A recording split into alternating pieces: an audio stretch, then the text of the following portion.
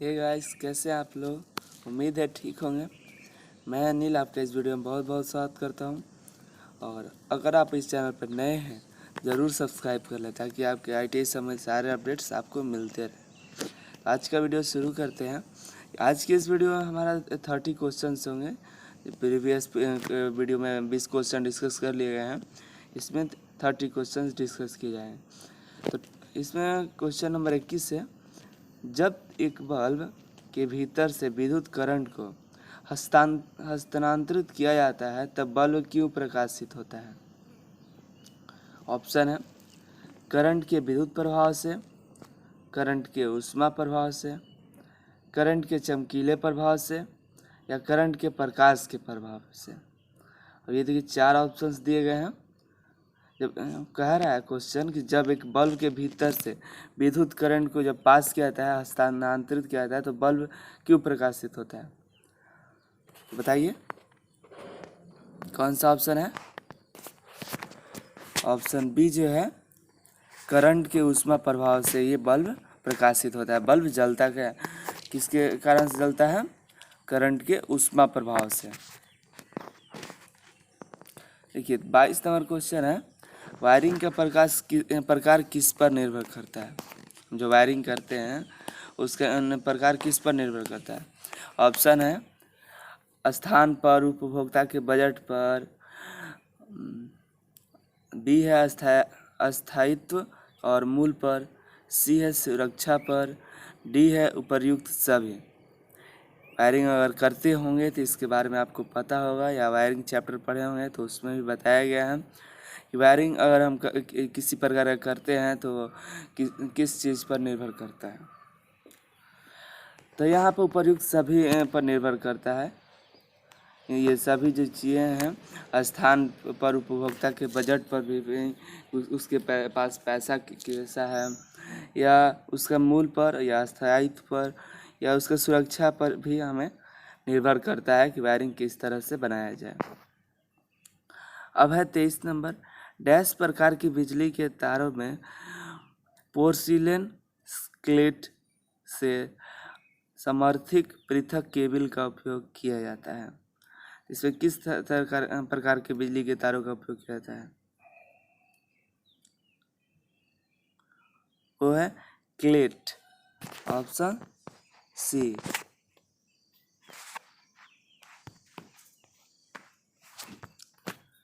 Twenty teak wood पर TRS cable को draw करने के लिए कौन सी वायरिंग का उपयोग किया जाता है। ऑप्शन है क्लेट, बी है बैटन, सी है PVC, डी है इनमें से सभी। Option B baton.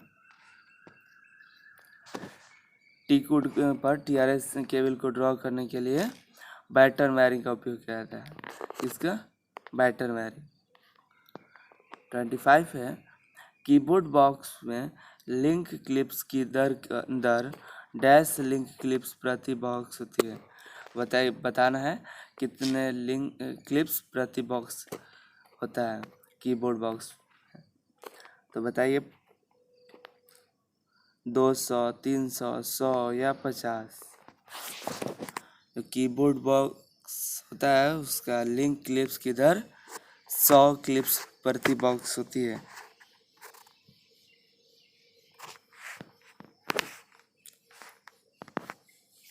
आप नोटबुक रखें, नोटबुक में इसको उतार लें या स्क्रीनशॉट लेकर रख सकते हैं अपने पास।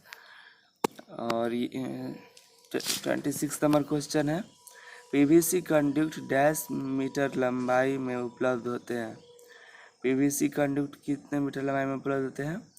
ऑप्शन है 2, बी 4, सी 5, सी 3 और अब डी 5। PVC कंडक्ट 4 मीटर की लंबाई में उपलब्ध होती है। 27 है, कोल्ड बैंडिंग डैश का प्रयोग करके की जाती है। कोल्ड बैंडिंग देखिए, ए है स्प्रिंग, बी है हेक्सा फ्रेम, सी हैंड और डी नी। किसका इनमें से किसका उपयोग करके हम कोल्ड बैंडिंग करते हैं। कोल्ड बाइंडिंग करने के लिए हम इनमें से किसका प्रयोग किया जाता है? स्प्रिंग का। रसोई घर में 15 एम्पीयर के कितने सॉकेट आउटलेट की आवश्यकता होती है? ऑप्शन ए है 1, बी है 2, सी है 3, डी है 4। रसोई घर में 15 एम्पीयर के कितने सॉकेट आउटलेट की आवश्यकता होती है? वायरिंग करेंगे तो इसका तो ध्यान रखना होगा ना, किस तरह के आउटलेट हम रखते हैं, कितने प्रकार के रखते हैं और कितने एम्पीयर का रखते हैं। तो यहाँ तो 15 एम्पीयर का होता है, तो होता है रसोई घर में 15 एम्पीयर के 2 सॉकेट आउटलेट आवश्यकता होती है। यदि हमारे पास 15 एम्पीयर और 10 वाट की सॉकेट है तो बिजली के सॉकेट में कितना भार होगा? क्वेश्चन पूछा जा रहा है, यदि हमारे पास 5 एम्पीयर का दो सॉकेट है और 100 वाट का, तो बिजली सर्किट में कितना भार होगा? जाहिर सी बात है 200 होगा। 600, 1000, 500 नहीं होगा, सॉकेट होगा 200। अब देखिए यहाँ पे है 30 नंबर क्वेश्चन। 4 मीटर गुणे 3 मीटर की आयताकार रूम पर 5 लक्स के औसत प्रदीपन को प्राप्त करने के लिए 300 ल्यूमेंस के कितने लैंप की आवश्यकता होगी? तो अब देखिए लैंप निकालना है। तो आयताकार रूम का क्षेत्रफल क्या है? 12 मीटर स्क्वायर, चलती है 12 हो जाएगा। यहाँ पे इन दोनों को मल्टीप्लाई कर देंगे तो 12 मीटर स्क्वायर हो जाएगा रूम हमारा क्षेत्रफल। अब देखिए इल्यूमिनेशन हो जाएगा 50 लक्स।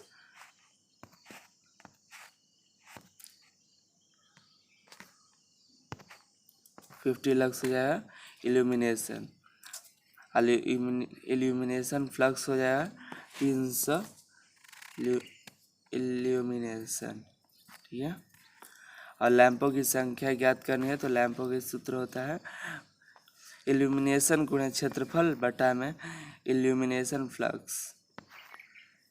अब देखिए इल्यूमिनेशन 50 है और क्षेत्रफल कितना है 12 और बटा में 300 हमारा फ्लक्स है। तो इसको 0 0, इसका 0 1, इसका 0 कट जाएगा, बचा ऊपर तो 12/60 बटा में 30, तो नीचे से 30 ऊपर 60 है तो 2 12 कट जाएगा। ऑप्शन 2 होता है। तो क्वेश्चन है 4 मीटर गुणे 3 मीटर के आयताकार रूम पर 50 लक्स के औसतन प्रदीपन को प्राप्त करने के लिए 300 ल्यूमेंस के कितने लैंप की आवश्यकता होती? तो दो लैंप की आवश्यकता होगी। 300 ल्यूमेंस लैंप की 2 आवश्यकता होगी। कितनी आवश्यकता होगी लैंप्स की? 2।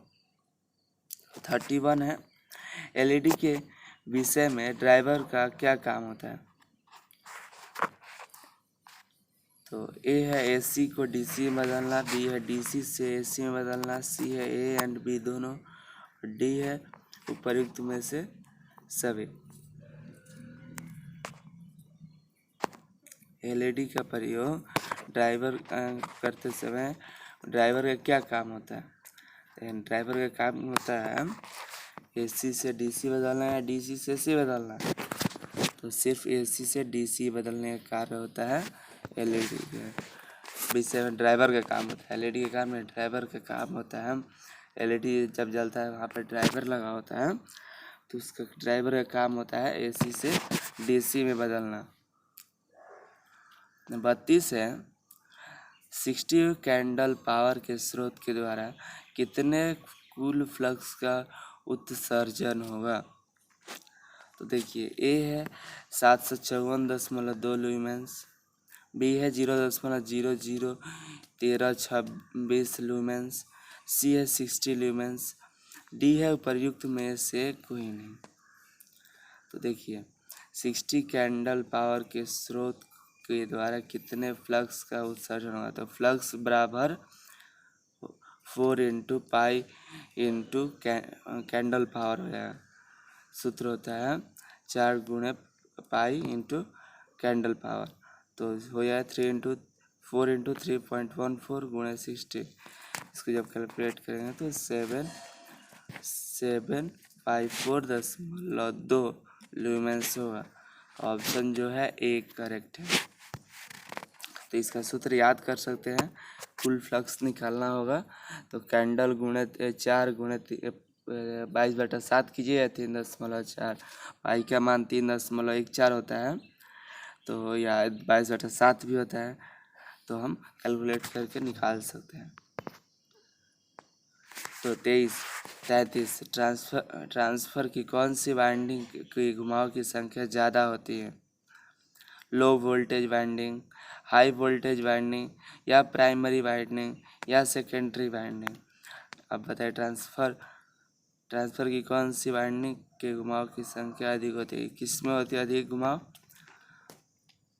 Low voltage winding, high voltage winding, primary winding, secondary winding, किसमें से कौन सा है? ऑप्शन जो है बी है, high voltage winding. 34 1 kilowatt 40 volt by 200 volt 50 hertz transfer का ट्रांसफॉर्मेशन अनुपात क्या होगा? Option A 0.2, B 0.5, option C दोनों के बीच में, डी है उपर्युक्त में से कोई नहीं। देखिए ट्रांसफॉर्मेशन रेशो अब निकालेंगे हम, तो वोल्टेज 1 बटा में वोल्टेज 2 करेंगे तो 200 बटा में 400, तो इक्वल टू हमारा आ जाएगा 0.5। तो हमारा कितना आया ट्रांसफॉर्मेशन का अनुपात क्या होगा? 0.5 आएगा ना, सो बी ऑप्शन हो, क्या होगा? बी। देखिए 2 वोल्टेज दिया हुआ है यहाँ पे, एक 400 वोल्टेज है, एक 200। ट्रांसफॉर्मेशन रेशियो ज्ञात करने का रूल होता है, 2 वोल्ट दिया है तो वोल्ट 1 बटा में वोल्ट 2, तो जो छोटा है ऊपर डाल देंगे, जो पहला वोल्ट 200 ऊपर चला जाएगा और 400 नीचे, तो हमारा आ जाएगा 0.5। एक पावर ट्रांसफॉर्मेशन में तेल का प्रयोग ट्रांसफार्मर के डैश के लिए किया जाता है। ट्रांसफार्मर में तेल का प्रयोग क्यों ट्रांसफार्मर में तेल क्यों डाला जाता है? क्या कारण होता है? ऑप्शन ए ठंडा करने, बी है गर्म करने, सी है बढ़ाने, डी है घटाने।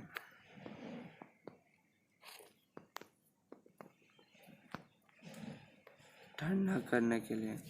एक पावर ट्रांसफार्मर में तेल का प्रयोग ट्रांसफार्मर को ठंडा करने के लिए किया जाता है, न कि गर्म करने, बढ़ाने के लिए, घटाने के लिए। ट्रांसफार्मर में तेल का प्रयोग क्यों करते हैं? उसको ठंडा रखने के लिए। बहुत हीट होता है ना, बहुत ऊर्जा देता है और पावर सप्लाई होता है, बहुत से इंस्ट्रूमेंट के साथ वो यूज किया जाता है, तो इसलिए वो हीट हो जाता है, तो उसको ठंडा रखने के लिए हम तेल यूज करते हैं। देखिए 36 नंबर है, एक संतुलित 3 फेज लोड में न्यूट्रल में करंट बढ़ेगा। देखिए एक संतुलित 3 फेज लोड में न्यूट्रल में करंट बढ़ेगा, ये है बढ़ेगा, घटेगा, शून्य होगा, या उनमें से कोई नहीं। इनमें से क्या होगा? 36 नंबर सवाल पढ़िए। अरे एक संतुलित 3 फेज लोड है, उसमें न्यूट्रल करंट में क्या होगा? बढ़ेगा, घटेगा, शून्य होगा। शून्य होगा। क्या होगा? न्यूट्रल में करंट शून्य होगा। 37 है, केवीएल के अनुसार सभी आईआर ड्रॉप्स और नेटवर्क्स के किसी बंद लूप में ईएमएफ एस का बीजगणित जोड़ हमेशा डैश होता है। केवीएल के अनुसार सभी आईआर ड्रॉप्स और नेटवर्क के किसी बंद लूप में ईएमएफ एस का बीजगणित जोड़ हमेशा डैश होता है। अब बताइए केवीएल के अनुसार जो आईआर ड्रॉप्स है उसमें ईएमएफ्स के बीजगणित में का जोड़ जो होगा हमेशा क्या होगा? शून्य होगा, धनात्मक होगा, या ऋणात्मक होगा, या यूनिटी से बड़ा होगा। वहाँ पर जो ईएमएफ के बीजगणित की जोड़ जो होगी शून्य होगी। क्या होगी? शून्य होगी।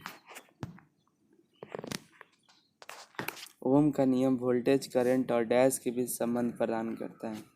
ओम का नियम क्या होता है, यह हमको कमेंट करके बताइए और हम बताते हैं। ओम के नियम में वोल्टेज करंट और डैश के बीच संबंध, और इसमें और फास्टा कौन सा संबंध प्रदान करता है, तो ऑप्शन है स्थिर, बी है प्रतिरोध, सी है कैपेसिटर, डी है इंडक्टर। इन चारों में से ऑप्शन क्या होगा, ऑप्शन बी जो है वो सही है, प्रतिरोध होगा। वोल्टेज करंट और प्रतिरोध के बीच संबंध बताते हैं। चेसिस ग्राउंड अंततः शक्ति के लिए काल्पनिक होता है। चेसिस ग्राउंड डैश अंततः शक्ति के लिए काल्पनिक होता है। ए है शून्य, बी है धनात्मक, सी है ऋणात्मक या डी है इनमें से कोई नहीं। तो वो होगा चेसिस ग्राउंड शून्य होगा, अंततः शक्ति के काल्पनिक होता है। काल्पनिक होगा तो शून्य होगा। ठीक है, चेसिस ग्राउंड शून्य होगा जब शक्ति के लिए काल्पनिक होता है। नेक्स्ट क्वेश्चन देखते हैं 50 नंबर। इलेक्ट्रॉन वोल्ट डैश की इकाई होती है। वोल्टेज, एनर्जी, करंट या पावर। इलेक्ट्रॉन वोल्ट डैश की इकाई होती है। ऑप्शन बी है करेक्ट है, वोल्टेज नहीं एनर्जी के लिए। इलेक्ट्रॉन वोल्ट एनर्जी की इकाई होती है। किसकी इकाई होती है, एनर्जी की यूनिट क्या होती है, इलेक्ट्रॉन वोल्ट।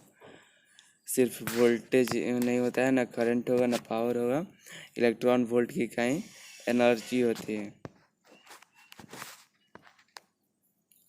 एक सर्किट जिसमें 0.5 एम्पियर करंट प्रवाहित हो रहा है, उसमें 100 ओम के प्रतिरोध का प्रयोग किया जाता है, तो इसकी पावर रेटिंग कितनी होनी चाहिए। पावर रेटिंग ज्ञात करना है। तो देखिए, करंट है 0.5 एम्पियर, आर है 100 ओम, तो power rating P equal to I square R करेंगे। तो आई स्क्वायर क्या है, आई है 0.5 है उसका स्क्वायर, और 100 है जो ओम हो जाएगा आर। और देखिए पावर रेटिंग का सूत्र होता है I/R, तो वही दिया हुआ है।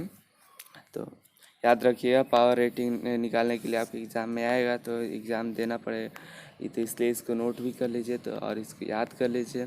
पावर रेटिंग देता है तो I/R कर दीजिएगा, और आई को स्क्वायर करके और जो टी को आई को स्क्वायर करके आर को मल्टीप्लाई कर दीजिएगा, तो 0.5 का स्क्वायर हो जाएगा 0.25, और 100 को कर देंगे, 100 मल्टीप्लाई करेंगे तो दोनों मिलके 25 वाट हो जाएगा।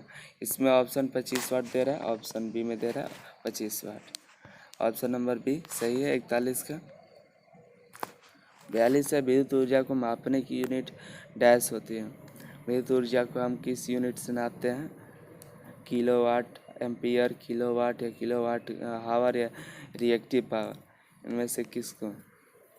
इसमें ऑप्शन सी है, किलोवाट घंटा में विद्युत ऊर्जा नापी जाती है। विद्युत ऊर्जा किससे नापी जाती है, किलोवाट घंटा। बुझा था ना कितना वाट घंटा उठा है, मीटर में देख लो, इस तरह की। 5 घंटे में 200 वाट और 250 वोल्ट का लैंप कितनी ऊर्जा खर्च करेगी। तो देखिए P equal to 200 watt, power कितना है 200, वोल्ट कितना है 250, और समय दिया हुआ है कितना 5 घंटा। अब ऊर्जा ज्ञात करना है, तो ऊर्जा का सूत्र हो जाएगा P/T, पावर गुणे वोल्ट, तो 200 गुणे 5 इक्वल टू हो जाएगा 1000 वाट। 1000 वाट घंटा। अब किलोवाट घंटा में इसको यहाँ पे जो भी दे रहा है सारे ऑप्शंस किलोवाट घंटे में हैं, तो हमें किलो में निकालना पड़ेगा।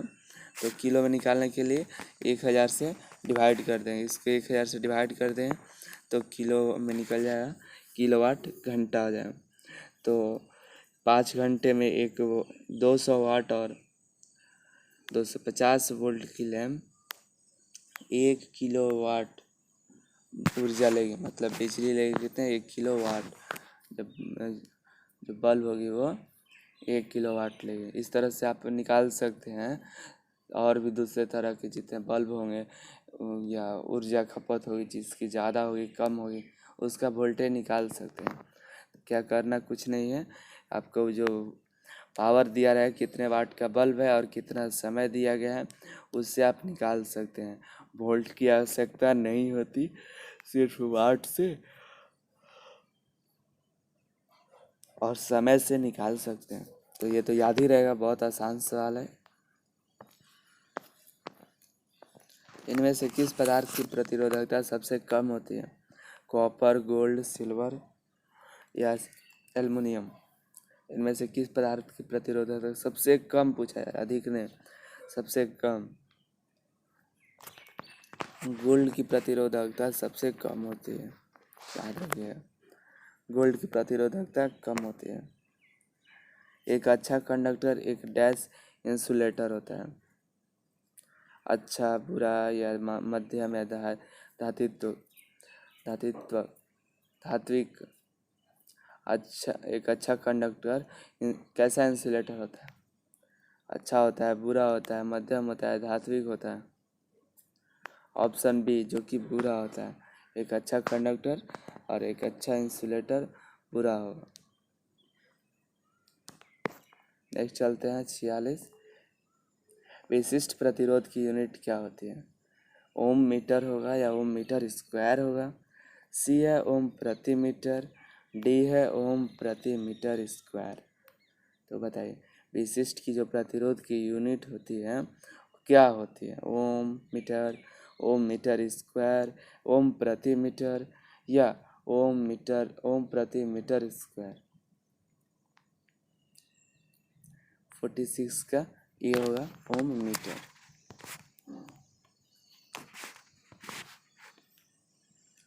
46 का ओम मीटर होगा। विशिष्ट प्रतिरोध की यूनिट क्या होती है? ओम मीटर होगी, याद रहेगा। 47 है, डीसी का नेटवर्क के साथ डीसी नेटवर्क के द्वारा स्थानांतरण की गई पावर अधिकतम कब होती है? ए है RL equal to RTH, B है RL equal to RN, C है RL equal to RTH plus RN, या इनमें से कोई नहीं। डीसी नेटवर्क के द्वारा जो हस्तांतरित की जाएगी पावर या करंट जो पास की जाएगी उसकी अधिकतम कब होती है? सबसे ज़्यादा कम कब होती है पावर? जब RL इक्वल टू RTH होगा या RL इक्वल टू RN होगा या RL equal to RTH equal to RN, तीनों बराबर होंगे तब। तो कब? जब तीनों बराबर होगा तब।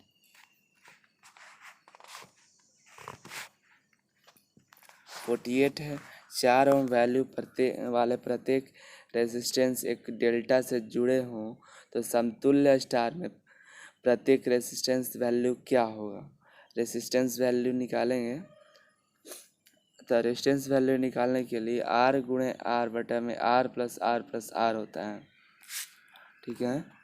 तो देखिए, ऊपर हो जाएगा R स्क्वायर बटा में 3R, नीचे हो जाएगा क्या हो जाएगा? रेजिस्टेंस निकालेंगे तो R इंटू R होगा बटा में R प्लस R है।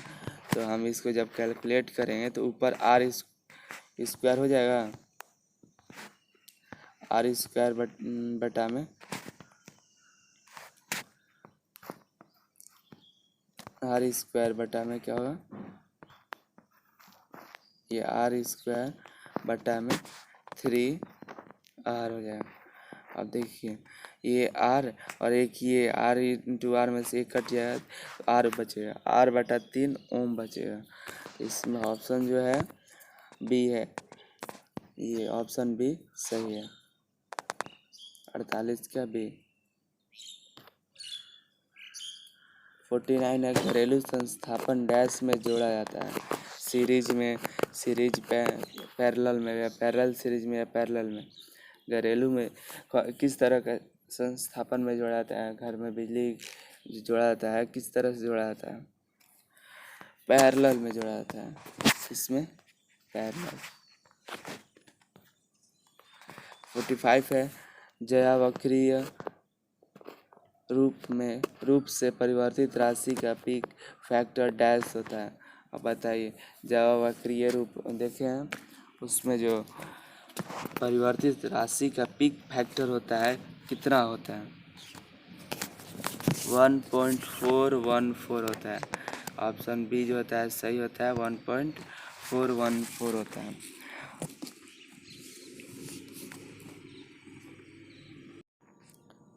Thanks for watching this video.